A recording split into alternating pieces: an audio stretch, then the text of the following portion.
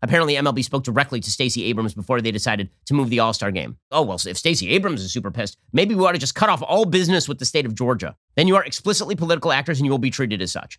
We have a large issue in the United States that is worthy of talking about. And that is that there's a huge swath of America that believes they are engaged in the quote-unquote resistance when they are, in fact, the dominant upper hand in American politics right now.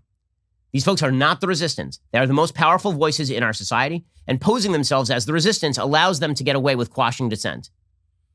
I'm old enough to remember when the Democratic Party suggested that corporations should have no voice in politics at all. Corporations were not people. Corporations were bad, bad, bad, bad, bad. This is why we needed campaign finance reform. Because if you owned a corporation and you gave money from your LLC to some sort of campaign, this meant that you were engaged in an attempt to strip American democracy of all of its plenitude. It was an attempt to get rid of the diversity of American democracy using institutional power. Now, however, the left has realized that they ought to do with corporations what they have done with nearly every other institution in American society and simply grasp the means of distribution.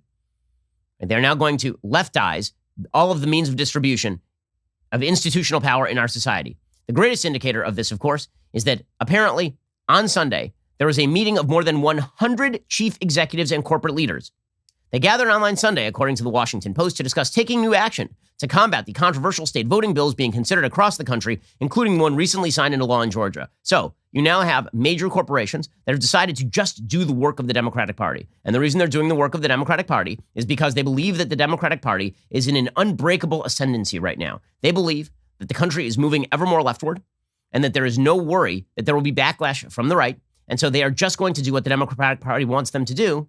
And in return, presumably the Democratic Party will leave them alone a little bit or grant them additional regulatory power or give them tax breaks or ensure in some other regulatory fashion that their opponents are stifled. That's what's really going on here. Because if you believe that all these major corporations gave two damns about Georgia's voting law, which again, does not restrict the right to vote. It does not. Voter ID is not a restriction on the right to vote. Maintaining more ballot boxes than there were in 2016 is not a restriction on the right to vote. Broadening voting hours in many counties is not a restriction on the right to vote. But these corporations know that they have to just become the another wing of the Democratic Party, the privatized wing of the Democratic Party, or the Democrats are going to come after them. And so they are caving on behalf of the Democrats. This is extremely dangerous stuff. There are tens of millions of Americans who work for these companies. I saw a chart over the weekend. It showed the political donations from employees of America's biggest companies, nearly all. A majority of employees of those companies gave to Democrats. So what we are watching is the complete hijacking of corporate America on behalf of the radical left. And then you will watch a cram down happen internally inside these companies and an attitude taken with regard to the customer base that requires that you accede to their politics. This is deeply dangerous stuff. These corporations have decided that they are going to just shift into the Democratic Party playbook. And they're doing something different than corporations have done in the past. Corporations have always given money to politicians. Right? There's been a thing for a very, very long time in American politics, and that is not rare. Nobody would be surprised to see the heads of Google give money to Democrats. Nobody would be particularly surprised to see the heads of Walmart give money to Republicans. Right? None of this was particularly shocking. What is shocking is that corporate America is now seeking to punish the voters directly. That is a different thing. Okay, so corporations deciding that they want to give to this politician or not give to that politician, those are corporate political decisions that have been going on for a long time, right? They have lobbyists. Those lobbyists have been working in Washington literally for at this point, centuries in America. But there's a different thing going on when you have corporations that are openly targeting the voting population and attempting to bully them into voting the way they want. That is a different thing entirely. It's amazing. The same left that will suggest that corporations are bullying their own employees for not pushing in favor of unionization, that's not bullying. That is just a free market exchange. Those same people will be perfectly happy with corporations removing their business from places simply based on the politics of those places and how people voted in those places. And they are ecstatic that MLB removed the All-Star game from Atlanta, Georgia, because Georgian voters decided that they were going to vote in favor of Republicans in the state house. Punishing the population is a very, very different thing than punishing particular politicians. Nobody's saying you have to give to Republicans. You want to be a corporation and give to Democrats? So be it. Don't expect a lot of help from Republicans on the other end. Right? Why would you? But if you are a corporation and you are targeting the voting base itself, that is a completely different thing. Frankly, this is a standard that we've had with our own advertisers here on shows like this one.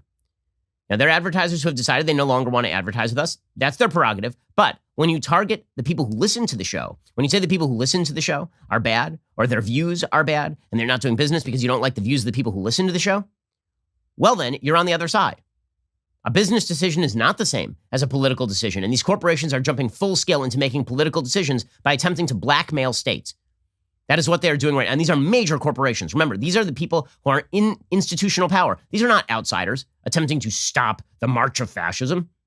These are political insiders, extraordinarily connected, extraordinarily wealthy. This is not the masses who are attempting to rise up against power. This is the powerful. The voters of Georgia are significantly less powerful than the heads of Google and MLB. No question about it. According to Jeffrey Sonnenfeld, a Yale management professor who organized the call, executives from major airlines, retailers, and manufacturers, plus at least one NFL owner, talked about potential ways to show they oppose the legislation, including by halting donations to politicians who support the bills, and even delaying investments in states that pass the restrictive measures. Now, again, your prerogative, you don't want to give money to Republicans. Again, don't expect that those Republicans are then going to rush to your defense when it comes to you proclaiming your allegiance to free market principles, because you don't give a damn about free market principles, obviously. You're backing the party that stands against them. But by the same token, very different thing. If you've decided you are literally going to boycott those states, if you're going to boycott those states, now you have engaged in political warfare upon your own consumer base. You've decided that people who don't think like you ought not consume your product. Fine. You believe that? We will take you up on that. We will 100% take you up on that. And we'll fight back as consumers. We'll start our own businesses. These are dangerous, dangerous things. And by the way, it seems to me perfectly justified that in America, in which anti-discrimination law rules the roost, in which anti-discrimination law, which has been in the ascendancy in the United States since the 1960s for originally some good reasons and now some very bad reasons, anti-discrimination law, which is rooted in the idea that freedom of association must be curbed in the name of ability to patronize. If you believe that, then it seems to me well within the realm of possibility that states are simply going to start adding political orientation as a basis for non-refusal of service in states across the country. That if you're going to do business in Georgia, you don't get to decide who you do business with based on politics. Otherwise, you can just leave. It seems like that is the way that a lot of these states are going to go. I know that discussion is being had at the highest levels in some of the red states that you're seeing right now, because governors are not going to allow their states to essentially become the preserve of corporations that wish to bludgeon their constituencies into silence. According to the Washington Post, while no final steps were agreed upon, the meeting represents an aggressive dialing up of corporate America's stand against controversial voting measures nationwide. You think they give a damn about this? Seriously, these controversial voting measures, by the way, again, are less restrictive than many voting measures in states like Delaware, for example. These corporations didn't care 5 seconds ago. But corporations are notoriously slow to react and quick to overreact. So they're slow to react to trends. Then when they sense the trend, they react in radical hammer fashion. Nothing is done with a scalpel. Everything is done with a chainsaw. And so instead of these corporations going to the Republican legislature in Georgia and saying, here are the provisions that we don't like, this one and this one. Instead of doing that, they wait until the law is passed, and then they see that Stacey Abrams is super pissed. And then they're like, oh, well, if Stacey Abrams is super pissed, maybe we ought to just cut off all business with the state of Georgia. This is not going to work out well for you guys. It's not going to work out well for you guys, because guess what? If you guys decide not to do business in the state of Georgia, there are plenty of other people who are more than happy to do business in the state of Georgia. The consumers don't go away. The businesses do. All of this came just days after Senate Minority Leader Mitch McConnell warned that firms should stay out of politics, echoing a view shared by many conservative politicians and setting up the potential for additional conflict between Republican leaders and the heads of some of America's largest firms. Now, again, the media are playing this as though Republicans are the reactionary ones. Nope, the corporations are the reactionary ones. They're reacting to the predations of the radical left. And then Republicans are reacting to the fact that all of these corporations have decided to target their voters. By the way, it's now coming out that Stacey Abrams seems to be a liar. Stacey Abrams said that she had no impact on MLB moving the game. Apparently, MLB spoke directly to Stacey Abrams before they decided to move the All-Star game. Leaders from dozens of companies, Delta, American, United, Starbucks, Target, LinkedIn, Levi Strauss, Boston Consulting Group, along with the owner of the Atlanta Falcons, were included in the Zoom call. We'll have more on this in just 1 second, because this is a truly dangerous trend in American life. It's going to lead to the breakup of the country. Hey, so, according to the Washington Post, the discussion, which was scheduled to last 1 hour, but went on for 10 minutes longer, was led at times by Ken Chenault, the former chief executive of American Express, and Kenneth Frazier, the chief executive of Merck, who told the executives it was important to keep fighting what they viewed as discriminatory laws on voting. Both Chenault and Frazier are, of course, black, and they coordinated a letter signed last month by 72 black business executives that made a similar point. Now, all of this could stop if corporations just said no. That's the amazing thing about this. All corporations have to do is say, listen, we are not in the business of signing into debates over voter ID. And it's just not in our purview. What's in our purview is how, for example, the government regulates corporate earnings. What is within our purview, this is part of the other problem, right? So there are two problems. One, corporations have moved beyond simply targeting politicians based on their stances and have decided to target overt populations, which is a big change. The other thing that has happened in corporate America is that corporate America has decided that they are not going to restrict their opinions to areas in which the corporation operates. They're going to now have opinions on everything. It's going to be like, what does Coca-Cola think about this law in Arkansas that says that children should not have medical experimentation done on them for purposes of transgender verification? Well, I mean, their silence is deafening, right? Well, we have now reached the point in corporate America. We have reached the Taylor Swift's silence is deafening point in corporate America. For those who are not aware of this meme, for years, Taylor Swift was fairly apolitical. And then everybody online kept saying, whenever there was a controversial thing happening in American politics, Taylor Swift's silence is deafening. And those of us on the right were like, she makes music. Why do you care about what Taylor Swift has to say? And then Taylor Swift got hit so hard, so much from the left, that she decided to go fully woke, and she started producing songs like 10 years late about gay rights. She turned into pop star, Never Stop, Never Stopping. Right? In that movie, which is very funny, there's a Andy Samberg plays a character who's this pop star, and he makes this pro-gay rights song, but he's like 20 years late on it. And so everybody's like, why is he even making this? That was Taylor Swift. Right? She makes this gay rights song like 10 years after gay marriage becomes a thing in the United States. And everybody's like, why is she? Well, it's pretty obvious why she was doing it. She was bullied into it by the left. Corporations are now the Taylor Swift of our politics. Corporations have decided that they are going to, their silence is deafening. They must speak out on everything the left demands of them. Okay, guys, well, if that's the way you want it, that's the way you're going to have it. If you're going to engage in the ultra-crepidarianism, speaking outside your purview, in which you are not commenting anymore about corporate tax rates or the restrictions on sugar imports from Cuba, but instead, as Coca-Cola, but instead you're now going to comment on bathroom bills in North Carolina, then you are explicitly political actors and you will be treated as such.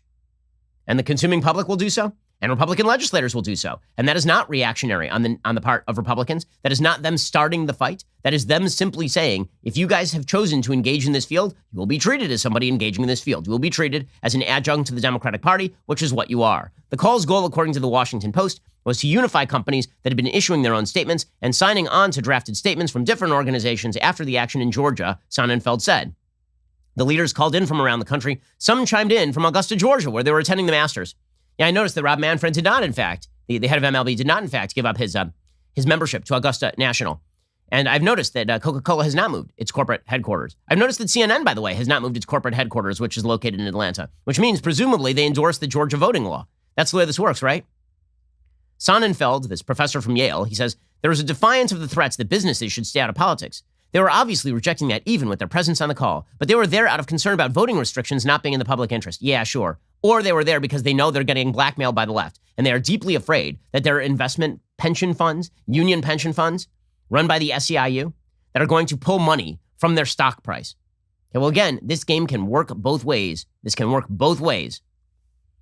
If, by the way, these folks think that joining with corporate America is going to gain you massive popularity, let me recommend that you take a look at the Republican Party, which joined with corporate America in nearly every iteration over the past 30 years and proceeded to lose massive amounts of power in the United States. It turns out that you know what Americans typically don't like? Big corporations cramming down their views. And it's even worse when those big corporations have decided to move out of the realm of tax rates, corporate tax rates, and have decided to move into the realm of what do we think your children should be learning in school? I do not give two craps with Kenneth Chenault thinks my kid should be learning in public school. I don't want to know what American Express thinks about this. I have no interest in them. And if they try to tell me what to do, I'm just not going to patronize their business. I will take out a different credit card. And if all of the credit cards decide to do this, there will be regulations that prohibit them from doing this in red states. You can see how these corporations are going to wield their executive power in order to damage the American people. I hope you enjoyed that clip from The Ben Shapiro Show. If you did, go ahead and hit the subscribe button so you stay up to date on all of our future content.